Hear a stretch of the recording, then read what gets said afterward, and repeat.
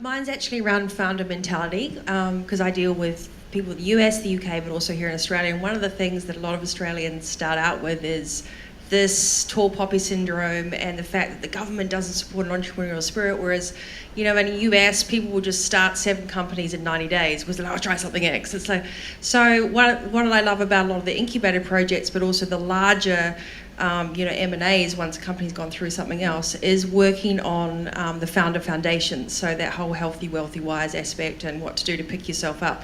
With you guys on your panel, when you're looking for founder mentality that people can sustain the pace, the entrepreneurial spirit, however long they've been trading, what do you think is important for us to help share more within the Australian market now to really lift up and level up that play bigger thinking and support the founders that just keep feeling they're against brick walls all the time? So obviously you do that all within your companies, but as a panel, if you had to say the top 2 things that we can best support our Australian founders on, what would that be for a mentality? Let's have Didier answer that question, because he's one of them. So what did you do, Didier? Well, I mean, the first piece of advice I always give somebody when they say, what advice would you give to somebody who wants to start a company? My first piece of advice is don't. It's hard. It's really, really hard. And it's only if you're like too stubborn to take that advice that I would then say, okay, do X, Y, Z. And I think back to the failure point, you kind of have to accept that you're going to fail. Now, if you're okay with the idea that you're going to fail anyway, but you still have to do it because it's so important, so meaningful to you that you're okay with that, that's probably a good place to start. Honestly, I think the most important thing that we can do as a group, as a country, is actually not about entrepreneurs at all.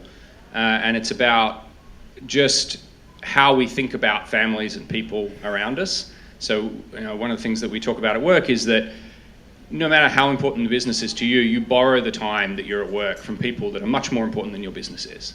And so what are you doing with that time? And how do we have better conversations with those people? I have 2 children. How do I be more present when I'm home if I'm going to get up at 3 a.m. to do a call? How do I try and make that bit count? And I think that's not just for founders, that's for all of us trying to cope with this whole work-life thing. That's really sort of, in the startup world, that's taken to the nines. So concepts of resilience, mental well-being, a lot of the stuff that's starting to come out now where we're actually trying to work on how we can make all of this work when we're all flawed.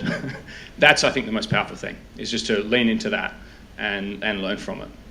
John, I'd be interested to sort of hear your perspective on this. You're teaching these folks. Do you talk about this stuff? Yeah, a little bit. I think there's a generational change. I think you've kind of hit a point that Australia in the past has often had this sort of tall poppy thing, and the whole idea of failure as being something that should be just locked away and not talked about.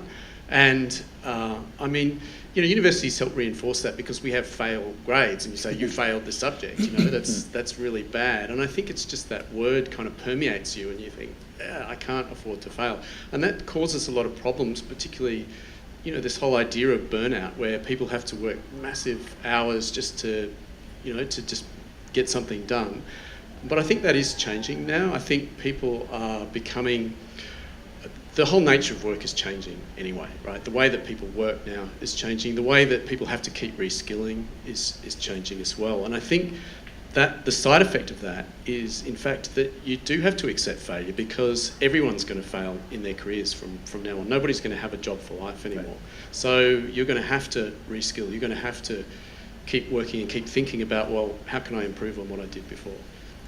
Well, on that note, I want you to put your hands together and say thank you much. Unbelievable time.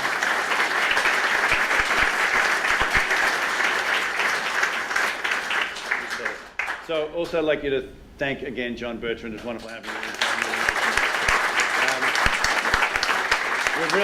We're really only touching on some of the topics that we do touch on with Play Bigger. So if you're interested in this area or interested in this field, please feel free to go to Booktopia or Amazon, wherever you want, buy a copy of the book, take a read, send us comments. We'd love to get feedback from anyone who's reading this thing.